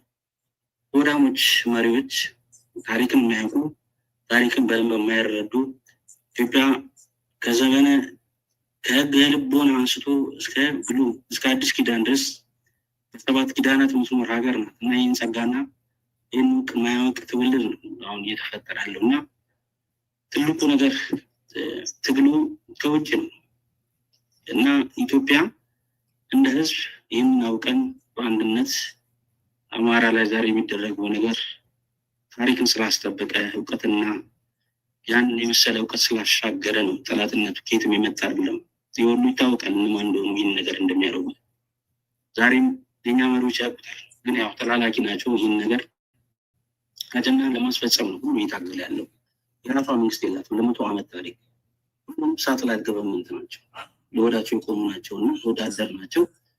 ዛሬ ግን ኢትዮጵያነት ማለት ዛሬ የተጀመረ አይደለም፣ ጥንትም ጀምሮ የነበረ በህገ ልቦና በእግዚአብሔር ስታትማ ያኖረች ሀገር ናትና እንደ ኢትዮጵያነት ትልቁ ነገር የሚያስፈልገን ዛሬ ውጊያው ምንድን ነው ብለን ትውልድን የማንቃቱ ነገር ከዚህ ጀምሮ መሰራት ያለበት። ጠላታችን በጣም ከባድ ነው። ጠላታችን ከውጭ፣ ጠላታችን እስከ መጨረሻ ድረስ እኛን ለማጥፋት የሚያንቀላፉ ናቸው። ኤቭሪ ዴይ ኤቭሪ ሰከንድ ኢትዮጵያ እንዴት አደረች የሚለውን ነገር ኮንትሮል አድርጎ እያንዳንዱ እንቅስቃሴያችን የሚቆጣጠሩ ናቸው። የት ደረሰ ግዕዝን ተርጉመው እውቀታችን ኮንቨርት አድርገው በሕክምና በተለያየ ነገር ውስጥ ዛሬ አለ ሀያል የሚባሉ ሀገሮች የእኛን ኖሌጅ የኛን ዊዝደም ትራንስሌት አድርጎ የተጠቀሙ ናቸው። ሲል እኛ ደሃ እንደሆን፣ እኛ እውቀት እንዳሌለን፣ እኛ ሾርት ሚሞሪ እንደሆን፣ እኛ ደደቦች እንደሆን አድርገው የሚታሰቡበት አጀንዳ ወርስት ነው። ዛሬ ቻትጂፒቲ ብትጠይቁት እኛ የሰረቁትን ነገር እኛን ደግሞ መልሶ የሚወቅሱበትን ነገር ቢጠይቅ ቻትጂፒቲ እንኳን ራይት ቲንግ ይናገራል። ወርስቲንግ ነው። አውርዶ ሆነ ማንነታችን ነው ወደታች ይዘቀጡት እና ይሄ በጣም የሚያሳዝን ነገር ነው። ትውልዱ ግን ይህን ነገር ሁሉ አልገባውም። ውጊያው ከየት እንደሆነ ሊታወቅ ይገባል። ዳይብሎስ ነው ከፍሪሜን ከብለራቸው እነዚህ ጥቁ ፍሪሜንስን ሲክሬት ሶሳይቲ ግሩፖች ናቸው። ገና በአፄ ላሊበላ ዘመን ኢትዮጵያ ውስጥ ገብቶ ታቦቱን ፍለጋ ያንን ጸጋ ለመውሰድ ኢትዮጵያነትን ለማጥፋት የተጀመሩ ትግል ዛሬ አለ። እኛ ግን ብዙ ያላወቅነው ነገር አለ። ዛሬ እኛ ማኑስክሪፕት ብሪቲሽ ላይብራሪ፣ በተለያዩ ላይብራሪዎች አውሮፓ ውስጥ፣ አሜሪካን ውስጥ፣ ፈረንሳይ፣ ጀርመን ውስጥ እኔ ብዙ ነገሮችን አወርዳለሁ፣ አያለሁ። ብዙ ማኑስክሪፕቶች ምናልባት የግዕዝ እውቀት የለኝም እንጂ እነዚህ ነገሮችን ትራንስሌት አድርገን ራሱ እውቀትና ጥበብ ብዙ ነገሮች ናቸው። እነዛን ዶክመንት አድርገን በትውልድ ያን እውቀት የሚሻገርበት ነገር ነው የሚሰራ ነው። ትልቁ ነገር ማንነትን የማወቅ ነው። ትግል ሲጀመር ማንነትን ከማወቅ ነው እና ሰው ልጅ ራሱን ካላወቀ የተቀዳበት የተነሳበትን ማንነቱን ካላወቀ መቼም ብዙ ትግል ሰክሰስ አይሆንም። ዛሬ ላይ የትግል እንቅፋት የሆኑ የኢትዮጵያን ታሪክ የሚያውቁ ኢትዮጵያ ምን እንደነበረች ማን እንደሆነች ዛሬ ትላንትና ፋሽስት ጣሊያን ትውልድ ላይ የዘራውን ዘር ሌሎች አውሮፓ ሀገሮች የዘሩትን ዘር በመከፋፈል አጀንዳ እየኖርን ያለው ነገር እንጂ እያበጣበጠ እንደሆነ ትውልድ ላይ ያውቅ ይገባል። ያ ነገር ካልተሰበረ በቀር ዛሬ ኢትዮጵያ የምትባለው ሀገር መመስረት በጣም ከባድ ነው። ሁሌ ታሪክን ማወቅ ይገባል። መነሻችን ማወቅ ይገባል። ኢትዮጵያ 100 ዓመት ታሪክ አይደለም ያለ ጥንት ጀምሮ እግዚአብሔር ማንነት በእግዚአብሔር መልክ የተፈጠሩ ኢትዮጵያነት ዛሬ ተመሰረታል። ይህ ህዝብ ትናንት ጥንትም የነበረ በአንድነት መንፈስ የሚኖር ህዝብ ነው። ዛሬ ይህን 100 ዓመት ውስጥ የመጣበት በሽታ ምንድን ነው? ትናንት ያልነበረ በሽታ ዛሬ 100 ዓመት ውስጥ የተፈጠረ ሁሉ ነገር። እነዚህ 100 ዓመት ውስጥ የተፈጠሩ ትናንት ዛሬ 40 እና 50 ዓመት የተፈጠሩ ፖሊሲያኖች 100 ዓመት ነው ታሪክ እያሉ ያሉት። ያን ጊዜ ሰላም ነበር። ያን ጊዜ ኢስላም እንዴት እንደመጣ ይታወቃል። ኢስላም እንዴት ኢትዮጵያ እኮ ነብዩ መሐመድ ግብጽ ሲሄዱ ኢስላም ሲስፋፋ ኮፕቲክ ቸርችን ሊያጠፉ ሲሉ ምንድን ነው የተባለው? ያችን ሀገር የነሱ ካህናት ከዚህ ነው የሚሾሙት። እንዴት ትነካላችሁ ችን ሀገር? እች እኮ ቅድስት ሀገር ናት። ነብዩ መሐመድ በምንም ታምር ኢትዮጵያ አጠፋም ብሎ ሲናገርባት የነበራት የመጀመሪያ የእስልምና መስፋፋት መሰረቷ ኢትዮጵያ ናት። ባለ መሰረቷ መነሻዋ ቢኮዝ ዛን ቀን በዚህ ኢትዮጵያ መጥተው ንጉሱ እነዚህ አላህን እግዚአብሔር ምን ያመልኩትና እናንተ ደግሞ ቁረይሾች እንደዚህ ናቸው ተመለሱ ወደ ሀገራችሁ ብሎ የመለሳቸው ያ ንጉስ መነሻችን ኢትዮጵያ ነው። ነብዩ መሐመድ እንኳን የሚያከብራት ሀገር ናት። ዛሬ ግን በተለያየ መንገድ ኢትዮጵያን ለማጥፋት የተነሱ ብዙ አሉ፣ በጣም ብዙ አሉ። ጸጋና ሞገስ መጽሐፍ ቅዱስ ላይ 44 ጊዜ የተጠቀሰች በዳዊት መዝሙር ስንት ጊዜ የተገለጸች ሀገር የተስፋይቱ ሀገር ናት። የዓለም ተስፋ ናት እቺ ሀገር እና ዛሬ ግን ሊያጠፋት የሚነሳ ሊያጠፋት የሚሮጥ ግን በጣም ያሳዝናል። ኢትዮጵያ በራሷ ልጆችን የጠፋች ያለ እንግሊዝ ይታወቃሉ እኮ ዊአር ኤንጅል ላንድ ኢትዮጵያ ኤንጅል ላንድ ቶማስ ሞር መጽሐፍ ላይ ምንድነው እነዛ የተከበሩ እነዛ ትልቅ ህዝብ ኤንጅል የመላእክት ከተማ ምሳሌ ናት። ዛሬ እኛም ኮፒ አድርገው የእነሱ መልካም ነገር ወስደን ድራይቭ አድርገን እነሱን አጥፍተን እኛን ከፍ እናድርገው ነው የተነሱት። የእነሱን ቆሻሻ ነገራቸውን ዳምብ አድርገውብን ዛሬ ዘመን የሚያሻግር ትውልድ የሚያሻግር እውቀትና ትምህርት ብሎ ሰጥተው አስረው ቆልፎ አሳስቦን ያስቀምጡ። ሰው መዳናችን ትልቁ ነገር ወደኋላ መመለሳችን ነው። ጥንት እውቀት የአባቶቻችን እውቀትና ጥበብ መፈለግ እዛ ነው መሰረታችን። ያንን ካልያዝ እንጠፋለን። ዛሬ በተቀሸበ ኮፒ በተደረገ እውቀት ትውልድን በሚያሻግር እውቀት ላይ ተንጠልጥለን ነው ዛሬ አወቅን ብለን ሀገርን እያፈረስን ያለ ነው። ምንም አያስፈልግም። እውቀት ነቲንግ ባይ ዊዝደም ከሁሉም በላይ እውቀት ነው። ድሃ ሆኖ መኖር ይሻላል። በቃ እግዚአብሔርና መስገን መኖር ነው የሚሻለው ከእንደዚህ አይነት ጥፋት ዘመን ከማየት ይልቅ አወቅን ብሎ የሚያውቁ ሁሉ ነገር አወቅን ሀገርን እያጠፉ ያለ ሰው አባቶቻችን እኮ ነቅተው እውቀትን ሁሉ ነገር ገብቷቸው እኮ ነው። ጸጋ ተሰጥቷቸው እኮ ነው። ይህ ሁሉ እውቀት እኮ እግዚአብሔር ነው። ሁሉ ነገር በማያደርጉበት ዘመን እኮ ነው ሁሉ ነገር በቃ እግዚአብሔር ነው ብሎ ንቀው ዓለምን ንቀው እኮ ቁጭ ያሉት። እኛ ዛሬ ኢትዮጵያ ኦርቶዶክስ ምንም በቃ ብልጽግናም ለምንም አትመችም እየተባለ የምትወቀሰው። ስለዚህ አንተም ልክ እንደ ቀብሶን ቡላ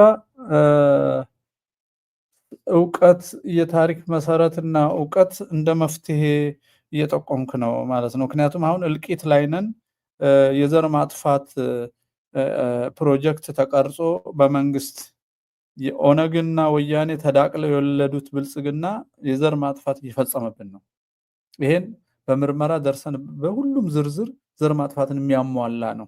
ገለውን እንኳን ይክዳሉ፣ እንኳን ፍትህ ሊሰጡን፣ እንኳን አቃቤ ሕግ ደማችንን ሊያወጣ፣ እንኳን ፖሊስ ምርመራ ሊያደርግ፣ እንኳን ምሁራኑ ሊደግፉን፣ እንኳን የሀገራዊ ምክክር ኮሚሽን ሽማግሌዎች ስለኛ ሊያነሱ፣ እንኳን ሲኖዶሱና መጅሊሱ ስለኛ ሊጨነቁ፣ የኛን ደም ለመቅበር የሃይማኖት ተቋማት ብለው ደም ቀባሪ ፍትህ ቀባሪ ነፍሰ ገዳይ መንግስት አክባሪ የእምነት ድርጅቶች ተፈጥረው ኢትዮጵያ ውስጥ እንካዳለን። ይሄን ካወቅን መፍትሄው ምንድን ነው? አንዱ አሁን ያላችሁት ነው። ሁለታችሁ ትውልዱ ከመሰረቱ ተነግሯል፣ ኮንፊውዝድ ሆኗል።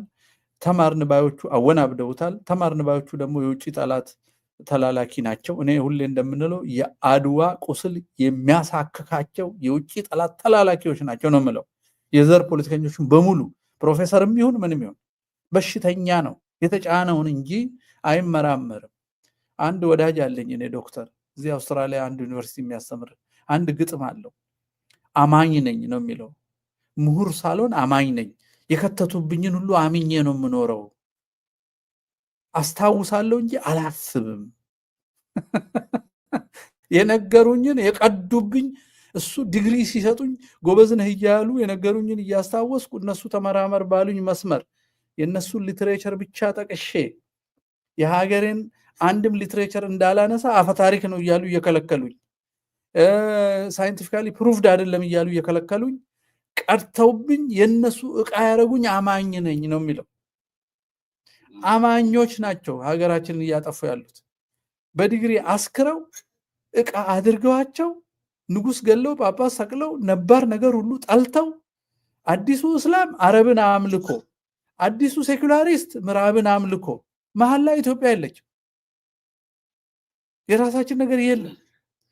እና መፍትሄ እያልክ ያለው መሰራታችንም በትክክል እንወቅ ነው። አሁን በሐሰት ትርክ ተበላሽተናል። የተበላሹ ልጆቻችን እንዲመለሱ እውነቱን እንንገራቸው ነው። ስለዚህ ተክተን ሐሰትን ማጋለጥ ነው መፍትሄው ብለን መደምደም እንችላለን ብዬ አስባለሁ። ትልቁ ነገር የሚመለሰን ትግሉም ደግሞ ሊገባን ይገባል። ዛሬ አገር ወይም ደግሞ ሀገራት ቢባል ይሻላል። እኔ ሀገራት ነው እየተዋጉን ያሉት። አዎ እውነት ነው። መንቃት መቻል አለብን። ዛሬ ኤቭሪቲንግ እየሆነ ያለው ነገር በቃ ዝም ብለን ትውልዱ ለፖለቲካ ግብአት መጥፋት እንዳሌለበትና ትግሉ ከየት እንደሆነ ምስር መሰረቱን አውቆ ኢትዮጵያን ከማዳን ኢትዮጵያን ከማስቀጠል አንጻር ልቡ አስፍቶ ከትግሉ ጋር መቀላቀል አለበት ነው ትልቁ ነገር። ያ ነው ያ ወደኋላ መመለስ፣ ወደ ራሳችን መመለስ፣ ራሳችን ማዳመጥ ካልቻልን ጥፋቱ ቀጥናል ነው። ዛሬ የተጫነብን ፖለቲሸኞች ምን እያደረጉ እንዳለ ስለሚታወቅ እሱን ለመቃወም መቆም አለብን ነው። ነገ ሀገር እናስረክባለን የሚለው ማንም ያስረክበንም ሊያጠፉ ነው የተነሱ። ጨለማ ውስጥ ሊያስገቡ ነው። በቃ መልእክታቸው ይታወቃል እኮ ኦርቶዶክስ ተዋህዶን የማጥፋትና ኢትዮጵያነትን የማጥፋት በቃ የዓለም ትግል ሆናለች። ኢትዮጵያነት ለዓለም ፍርሃት ሆናለች። ብዙ ፊልም እኮ ይሰራል እንዴ! ብዙ ፊልም እኮ ይሰራል። ኢትዮጵያ ቤዝድ የሆነ ፊልሞች ይሰራሉ። ወይ ቢኮዝ እኛ ሀያላን እንደሆነ ያውቃሉ። ዛሬ ትውልድ ነው የደበዘዘበት ያላወቀው እንጂ ብዙ እውቀት፣ ብዙ ዊዝደም፣ ብዙ አባቶቻችን የተደበቀ እውቀት እንዳለኝ ስለሚያውቁ ያንን ነገር ለማጥፋት ነው ዛሬ አንገታችን እንድንደፋ ነው የሚፈልጉት። ዝቅ ብለን የእነሱ ተላላኪ፣ የእነሱ ስንዴ ጠባቂ፣ የእነሱን እርዳታ ጠባቂ እንድንሆን ነው የሚፈልጉት። ሌላ ነገር እንኳን እግዚአብሔር ይስጥልን ወዳጄ፣ በጣም ጥሩ መልእክት ነው። ለሌሎች እድል ሰጠን እንድንጨርስ። 2 ሰው ነው ያለኝ። እናንተ ተናግራችሁ እንግዲህ እናበቃለን፣ ብዙ ሰዓት ስለቆየው። ማን ነው? ውቢት እግዚአብሔር ይመስገን። እሺ ቀጥሉ እርሶ። ኤላ እግዚአብሔር ይስጥልን። ያው ሰዓት ለመስጠት ብዬ ነው ያቆምኩት። እሺ ወዳጄ፣ እሺ እኔ ልቀጥል። ሁለት ደቂቃ ልውሰደው። ቀጥሉ። እሺ አመሰግናለሁ። ያው ይሄ አሁን ዘርፈ ብዙ ጥቃት መሆኑን አሁን ጠላታችን ራሱ የትኛው እንደሆነ ለመታገል ራሱ አሁን የመፍትሄ ሀሳብ ሲባል የመፍትሄ ሀሳብ ለማቅረብ ራሱ ትንሽ አስቸጋሪ የሆነበት ማለት በዘመን በጥበብ ልናልፈው የሚገባ ዘመን ነው ብዬ አስባለሁ። ምክንያቱም አሁን በተለይ ፖለቲካ የሚባለው ነገር ደርግን ስታይ ህወሓት 27 ዓመት በነበረበት አሁን ደግሞ ብልጽግና በሚባለው በተለያዩ ጦርነቶች በመቆስቆስ በዛ አማካኝነት በሀገር ስም በሀገር ሉዓላዊነት ስም በሁለቱም እያሰለፉ እያለቀ ያለ ኦርቶዶክሳዊ በግልጽ እንኳን ልክ እንዳለፉት ዘመናት በግልጽ ኦርቶዶክስን ወክለን ወይም የሃይማኖት እንትን ማድረግ አልቻለም። ወይ በሀገር ያረጉታል፣ ወይ በዘር ያረጉታል፣ ወይ በፖለቲካ ያረጉታል። በተለያየ ዘርፍ እያደረጉ የሚያልቀው ግን በመሀል አንድ አካል ብቻ ነው። ለሀገር ስትል የሚታገለው እሱ ነው። በዘር ስትል፣ በፖለቲካ በምን እያሉ የኢትዮ ኤርትራ ብለው ስንቱን አስጨረሱት። ደርግ መጣ፣ ቀይ ሽብር ምናምን እያለ ስንቱን ኦርቶዶክስ ፈጅ። አሁን ደግሞ አሁን በነበርንበት ህወሓትና ብልጽግና ባደረጉት ጦርነት 99% እንግዲህ ያለቀውን ቁጥር ስለምናውቀው ማለት ነው 99% የኦርቶዶክስ እምነት ተከታይ ነው።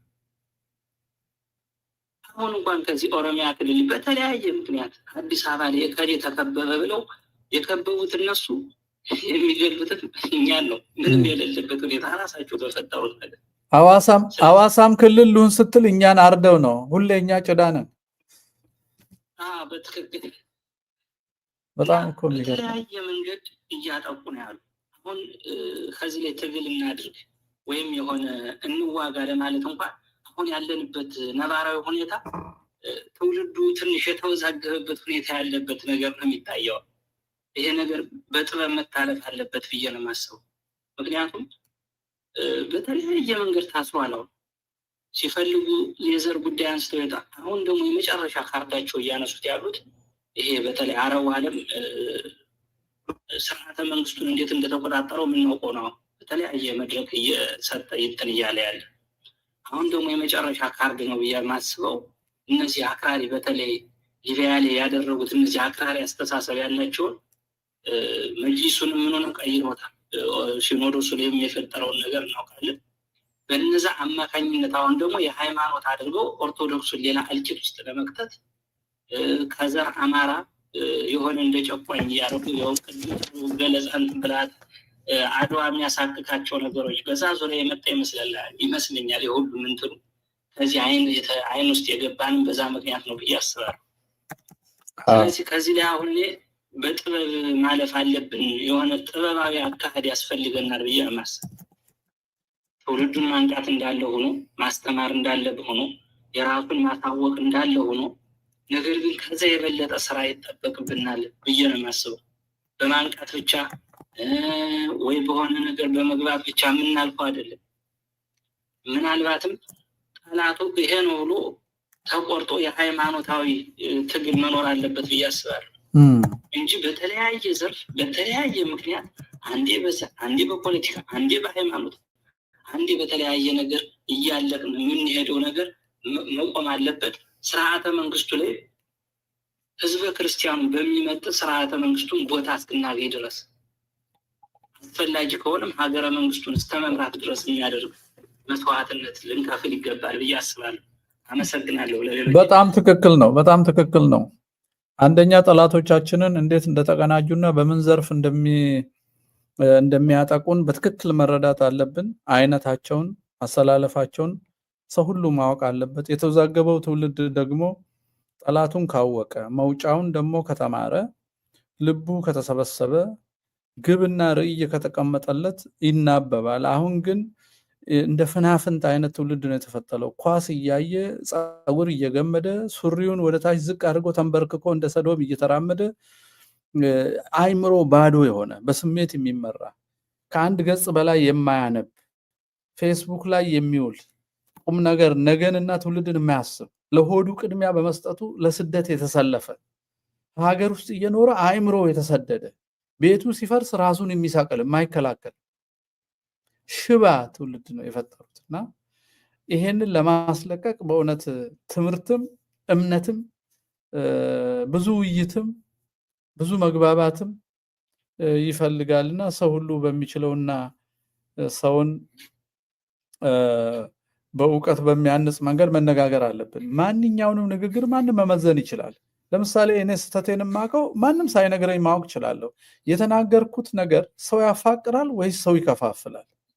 የተናገርኩት ነገር ለአንድነት አስተዋጽኦ ያደርጋል ወይስ ይለያያል? የተናገርኩት ነገር በህዝቦቻችን መካከል መጠራጠርን ነው የሚዘራው ወይስ መግባባትን ነው የሚዘራው? የተናገርኩት ነገር ደም ያስፈስሳል ወይስ ሰው ያድናል? የተናገርኩት ነገር አሁን ካለንበት ውድቀት ለማንሳት ምክንያት ይሆናል ወይስ እንድንወድቅ እንድንጠፋፋ ነው የሚያደርገን ብለን ራሳችን እናውቃለን ስህተታችን።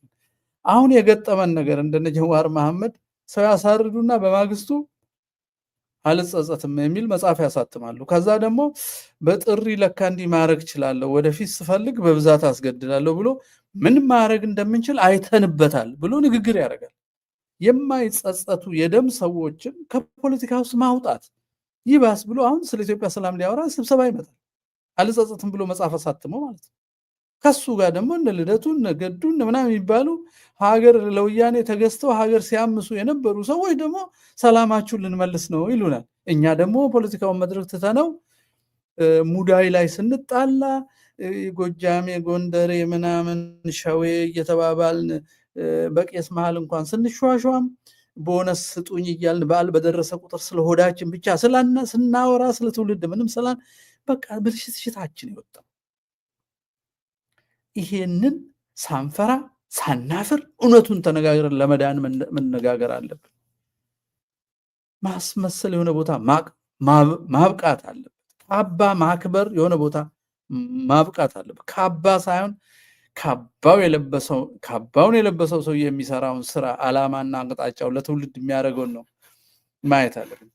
ጨርቅማ ከግሪክ ይመጣል። እኔ ከዚህ በፊትም እያለሁ የኢትዮጵያ ክርስቲያን ከመደንዘዙ የተነሳ ጨርቅ ዛፍ ላይ ቢሳቅሉለት አባ ብሎ ሳይሰግድለት አይቀርም ብዬ ነው የምፈራው። የአባ መለኪያ ያወቀ አይመስለኝም ህዝባችን።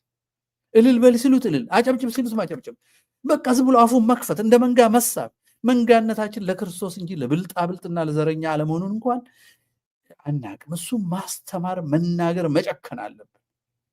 በጨርቅ መታለል የለበትም። ጨርቁ ምልክት የሆነለትን ክህነትና የክህነት አገልግሎትን የክህነትን ባለቤት ክርስቶስን ይሄን ሁሉ አገናኝቶ መመዘን ይፈልጋል። ወግ አይደለም ክርስትና፣ ህይወት ነው። ወግ ከሆነም የተቀደሰ ትውፊት ወደ ህይወት ሲመራን እንጂ የወጉ ልባስ ብቻ ይዞ ይዘቱን አጥፍቶ በወጉ የተገለገሉ ድሎት መምራት አይደለም አባትነት። ይሄን ሁሉ ገና መነጋገር አለብን። በጣም ጨነቀን። ዝም ብሎ ለወንበዴ ሁሉ መዘመር፣ ሌባውን ሁሉ ብፁዕ ማለት፣ ዲቃላ አስቀምጦ አባ ማለት፣ ዘር እየቆጠረ አባ ማለት፣ የኛ ዘር ክርስቶስ መሆኑን የረሳ ወደ ጎሳ ሚነዳንን ህሊና ቢስ ሁሉ አባዩ ብሎ መጥራት ምዕመኑ ራሱ ጤና አጥቷል እና ተወዛግበናል። ይሄ ውዝግብ የምናጠፋው በተጻፈ የአባቶቻችን ቀኖናና በመጽሐፍ ቅዱሳችን በትምህርታችን ነው። ትውፊታችንም ይመራናል። አላዋቂነታችን ነው መጫወቻ ያደረገን ብዬ ነው የማስበው። የወንበዴዎች መጫወቻ ያደረገን። ዋልድባ ገብቶ እርሶ ኮሎኔል አይደሉም እንዴ ሲባል አባ ፈቃደም ነኝ ኮሎኔል እንትናም ነኝ ሁለቱም እኔ ነኝ ብሎ የሚቀልድብን ሳያፍር በቴሌቪዥን ወጥቶ መነኩሴም ወታደርም ወያኔም ይሄንን ተሸክሞ የሚዞር ህዝብ ነው ያለው። ሰበካ ጉባኤ ውስጥ ገብተው ሰበካ ጉባኤ መመኑ እንዳይሰሩ መከራ የሚያሳዩ ጳጳሳት ጵጵስናቸው እስከ ሰበካ ጉባኤ ጣልቃ መግባት የሚደርስ በየአጥቢያ የሚገኘው ጥቅምን ለመቆጣጠር ሲሉ ልጆቻቸውን በጎጥ የሚከፋፍሉ በጎጥ በክርስቶስ የወይን ግንድነት አንድ አርግ ተብሎ ተልኮ ልጆቹን በጎጥ የሚካፈል ጳጳስ ያለበት ቤት እንዴት አድርገን ነው ምንድነው? ልጆቹ ሲጮሁ ወደ ሲኖዶሱ ማህበሩ አንድ ነውና እንዳውን ሾሞ ሸልሞ ይመልስልሃል። የጉድ አገር ነው ኢትዮጵያና ቤታችን ውስጥ ያለው መቅሰፍት በሆነ መንገድ የሚታከምበትን አባቶችን በጸሎት እንዲያለቅሱ እውነተኞቹ ጫካ ያሉት ከተማ ገብተው ግራ የተጋቡትም እውነቱን ተናግረው መከራውን ቢቀበሉ ተልከስክሶ መሞት ምንም አይጠቅማቸው። ከእግዚአብሔርም ይለያቸዋል፣ ከሚያከብራቸውም ህዝብ ይለያቸዋል። ሁለት ጊዜ ነው የሚሞቱት። የሰው ነፍስ አጥፍተው በእግዚአብሔር ጠየቃሉ ነፍሳትን አሳስተው። መሪዎችም እረኝነታቸውን ትተው ዘር እየቆጠሩ ከአረብ ድሮን እያመጡ ሰው እያረዱ። ለነገሩ እነሱ ስለ ነፍስ አያውቁም፣ ሆድ ብቻ ነው የሚያውቁት። ህንፃ፣ አስፋልት፣ ሌላ ምን ያውቃሉ? መናፈሻ፣ ጎርፉ፣ ግድቡ ሞላው፣ ወደብ፣ ግድብ። ሰው የሌለው ግድብና ወደብ ምን ያደርግልኛል? ዘር የሚቆጠርበት። ከዛ ያጨበጭባል። ይሄ መንጋ ተነስቶ ግድብማ የግድ ነው፣ ግድብማ የግድ ነው፣ ወደብማ የግድ ነው። ምን አባክ የግድ ነው? ደምህን መጀመሪያ ገድበው። ሳትኖር ምን ያደርግልሃል? ገዳይን ተከትል አታጨብጭብ፣ ወገኖችህን አትውጋ። እንዴ የኤርትራ ህዝብ እኮ አካላችን ነው። ኦርቶዶክስ እኮ ነው፣ ሙስሊም እኮ ነው። እንዴ ሁለት ወያኔና ሻዕቢያ ቢጣሉና ቢያዋጉን ህዝቡን ጠላት አደረግ ነው እንዴ? ከዚህ ከሚገለን መንግስት ጋር ሄደን ልንወጋው የኤርትራን ህዝብ እናስባለን? አብደናል ማለት ነው።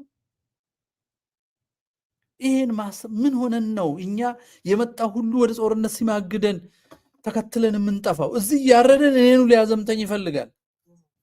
እኔን እያረደኝ እኔን ሊያዘምተኝ ይፈልጋል። ዘሬን ለመቀነስ፣ የሃይማኖት ዘሬን ለመቀነስ። እንዲህ አይነቱ መሰሪ ሰው መሪ ብሎ ይከተላል። ከመሬት ተነስቶ ሀገር ውስጥ ጦርነት የሚፈለፍል፣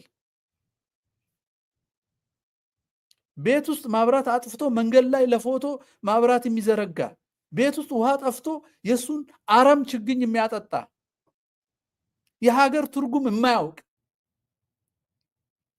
ሲፈልግ እንደ ጳጳስ ለመስቀል ቀን የመስቀል እንኳን አደረሳችሁ ረጅም ጽሑፍ፣ የኢድ ቀን እንደ መጅሊሱ መሪ የኢድ ራሱን ጳጳስም መጅሊስም ሁሉን ነገር አድርጎ አምላክ ሊሆን የሚፈልግ በሽተኛ ሰው ለሱ እንዴት ይሞታል? ለሱ እንዴት ይታዘዛል? this guy is sick። ስርዓቱ በሙሉ ገዳይ ነው። ስለዚህ መፍትሄው የምንከተለውን ሰው መለየትና የመለያ መስፈርት ቀላል ነው። የመለያ መስፈርት ሀገሩን አንድ ያደርጋል ወይ? ሰው ያፋቅራል ወይ? ሰዎች እንዲረዳዱ ያስተባብራቸዋል ወይስ እንዲባሉ ያደርጋቸዋል? ሀገሪቷን ለውጭ ሀገር ክፍት አድርጎ በኢንቨስትመንት ስም መጫወቻ ነው የሚያደርገው ወይስ ሀገሪቷን ተከላክሎ የሀገሩ ባለቤት ኢንቨስት እንዲያደርግ ያደርጋል? በኢኮኖሚ ስንመጣ ሃይማኖቶች፣ እምነቶች በነፃነት ሳይጠራጠሩ እርስ በርሳቸው አምልኮታቸውን እየፈጸሙ ግን የጋራ ሀገራቸውን እንዲያለሙ ያደርጋል ወይስ እየከፋፈለ መጅሊሱ ጣልቃ ገብቶ ለዋሃብያ፣ ሲኖዶስ ጣልቃ ገብቶ ለወንበዴ መነኩሴ ነው የሚያከፋፍለው? ክራይቴሪያው ቀላል ነው።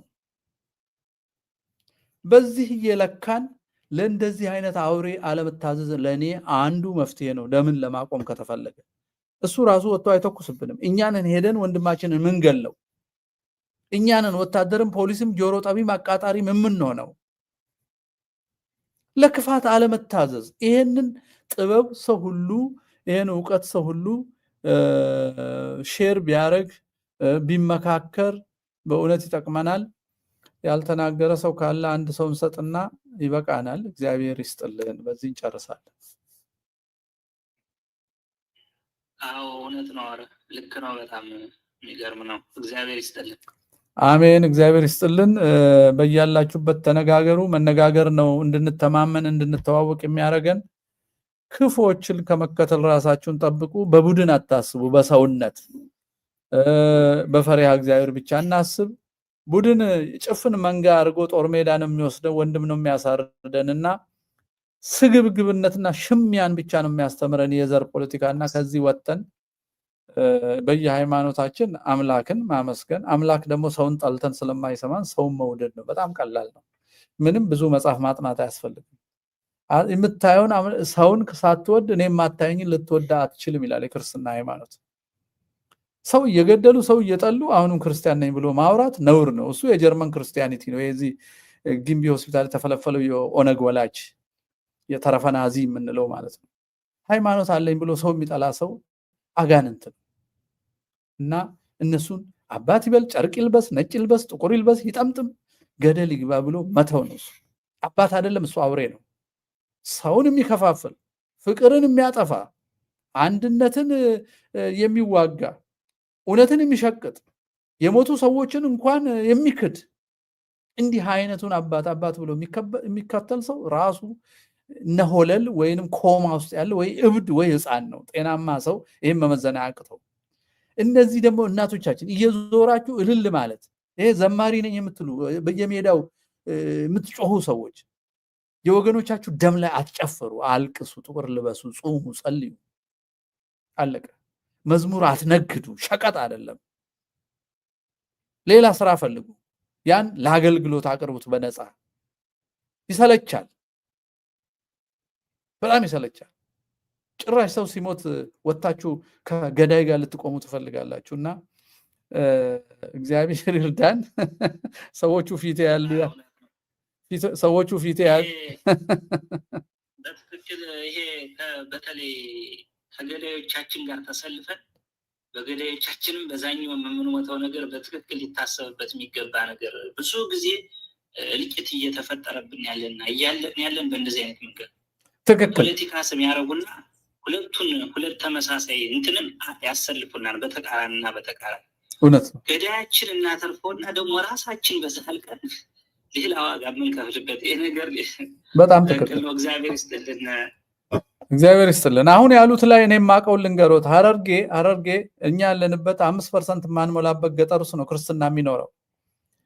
ሕፃን ሁኜ ኢትዮጵያና ኤርትራ ሻዕቢያና ደርግ ይዋጉ ነበር እና ኮታ ወታደር አምጡ እየተባለ ከየቀበሌው በግዴታ ሰው ይላክ ነበር። ለካ እኛ ጋር ያሉት ጽንፈኞችና ሊቀመንበር የሚሆኑት ተንኮለኞች ወደ ኤርትራ ጦርነት የሚልኩት ክርስቲያን ብቻ ነበረ። እኛ አናቅም፣ ክርስቲያኑም አያቅም። ልብ አይልም። ተመልምሎ ሲላክ ልብ አይልም በሃይማኖት መሆኑን። እኔ ያወቅኩት አድጌ ትምህርት ጨርሼ አባቴን ልጠይቅ ሲሄድ አይናቸው የጠፋ አባት የሌላቸው ቤተሰቦች እግራቸው የተቆረጠ ሰው ሁሉ ሳገኝ በሙሉ ክርስቲያን ነው። ዘረኝነት ስለተሰበከ አይኔ ተከፍቶ የሃይማኖት ነገር ማየት የጀመርኩት ትልቅ ሰውኜ ነው። ከዛ በፊት እኔም አላስተውልም ነበር። ከሰፈሬ ክርስቲያን ብቻ ጦርነት እንደሚላክ አላቅም ነበር። አባቴን አባባ ምን ነው እዚህ ሰፈር እና ለምየም እነከሌም እግራቸው ተቆርጧል፣ ከሙስሊም የተቆረጠ ሰው ለምንድን ነው የሌለው አልኩት። እሱም እዛው እየኖረ አያስተውልም፣ አያቅም። እንዴ እስቲ ቆይ እንቁጠር አለ። ስንቆጥር እውነትም ግንዱሹ ሄዶ የሞተው በሙሉ ክርስቲያን ነው። ሻዕቢያም የሚያዘምተው ክርስቲያን ነው። አይምሮ አጥቦ ኮሚኒስት አድርጎ ኢትዮጵያን አስጠልቶ፣ እኛም ኢትዮጵያን እንወዳለን ብለን የምንሞተው ክርስቲያን ነው። ይሄ አድፍጦ ቁጭልና መከራ ሲመጣ ተጨቁኜ ነበር። ወይ ጉድ እኮ ነው! እንዴት ያለ አይን አውጣነት እኮ እንደሆነ። አሁንም ኤርትራ ወደብ ላመጣ ነው ሲላቸው ፉከራ የሚፎክሩት ክርስቲያን ተብዬዎቹ ናቸው። ወደቡን አንፈልገውም። ወደቡን እንፈልገው አገሩ የኛ ሲሆን ነው። ለምንገደልበት አገር ወደብ አናመጣም። መጀመሪያ መኖራችንን ማረጋገጥ አለብን። መጀመሪያ ህልውናችንን ነው። አሁን አንዳንድ ፋኖች ከመንግስት ጋር እየተነጋገሩ ነው። ሰልችቷቸዋል ጫካ መቀመጥ። አንዳንድ ሆዳሞች ምን እያሉ እየተነጋገሩ ነው? አንተ ጦርነቱ ስትጀምር የሀገር ህልውና ይቀድማል ብለን ከመንግስት ጋር እንቀላቀላለን የሚሉ ጎንደር ጎጃሞችን አልሰማሁም። ሌላ ቦታ ሸዋም ውስጥ ከመንግስት ጋር እየተነጋገሩ ያሉ የፋኖ መሪዎች አሉ። ሰራዊቱ አልሰማም። ገና ይዘውት አብይ ጋር ሊገቡ እንደሆነ ሰራዊቱ አልሰማም። ሰሞኑን አንዱ 100 ልኳል መሰለኝ። ተመልከት። ይህን አገር መሸጥ ሞትህን ለሞትህ ህልውና ሳታረጋግጥ የገዳይ ወታደር መሆን ምን አይነት አእምሮ ቢስነት ነው? ምን አይነት ሆዳምነት ነው? ምን አይነት ድንቁርና ነው? ስለዚህ ኤርትራ ላይ ጥይት የሚተኩስ ክርስቲያን እግዚአብሔር የረገመው ነው። ለምን? ወገኑን ጄኖሳይድ ለሚያረግ መንግስት ስለሚዘምት፣ ክርስቲያንን ለሚጨርስ መንግስት ስለሚዘምት ተደብቀው እኛን ያርዳሉ። ጦር ሜዳ ስንሄድ ግን ከኛ ጋር የማይሄዱ ደግሞ ጽንፈኞች አሉ። ዲሞግራፊ ለመቀየር ለመራባት፣ ሀገር ለማጥፋት የማህፀን ጂሃድ የሚያካሄዱ፣ የኢኮኖሚ ጂሃድ የሚያካሄዱ፣ የሚዲያ ጂሃድ የሚያካሄዱ ጦርነቱን ለነሱ ተውት እየተባለ እኮ በግልጽ ሲነገር ነው ነበር። አዎ እኛ ባይሆን በገንዘብ እንላለን። ጦርነቱን ለነሱ ተውት የሚባል ነገር እኮ በግልጽ ነው ሲባል የነበር። ፈጽሞ እኩል ከሆንን እኩል እንዘምታለን። እኩል ከሆንን እኩል የመኖር ዋስትና ሊኖረን ይገባል። አርሲ ሐረርጌ እያረደኝ አራጁ መንግስት ማን እንዳረደ አላውቅልህም ያልታወቁ ሰዎች ነው እየቀለደ የሚዘምት ክርስቲያን እግዚአብሔር በሰማይም በምድር ይፈርድበታል። በእውነት መጀመሪያ ወገኖቹ ማዳን አለበት። ወደብ እኮ የምንፈልገው ለሰላም ለንግድ ነው። ቤት ውስጥ እያረደን ከኤርትራ መጥቶ ያረደን ሰው አለ? የለም። በራሳችን ውስጥ ቤታችን ውስጥ ያለውን አራጅ መጀመሪያ ማስቆም ነው። ከዛ ነው ወደብ የምንፈልገው። እሱ ንግድ ነው። እሱ የጂኦፖለቲካል እና ጂኦ ስትራቴጂክ ጉዳይ ነው። እኔን እያረደኝ ስለ ወደብ ሲያወራ ጆሮ የሚሰጥ ሰው ጤና ያለው አይመስለኝም። እኔ በእውነት ነው የምላችሁ። በሽተኛ ነው። ለዛች ወይ ለደሞዝ ነው፣ ቅጥረኛ ነው። ለኢትዮጵያ ይላል እንጂ ለሆዱ ነው የሚዘምተው። የኛም ሞት ሳያስቆም የሚዘምት ሰው ሁሉ ሆዳም ነው። ወታደርም ጀግናም አንለውም፣ ለሆድ የሚገል ነው። ስለዚህ ወንድሞቻችንን ሁሉ በዚህ መልእክት ማስጠንቀቅ አለብን። እግዚአብሔር ቸር ይግጠመን። ደህና ሁኑ።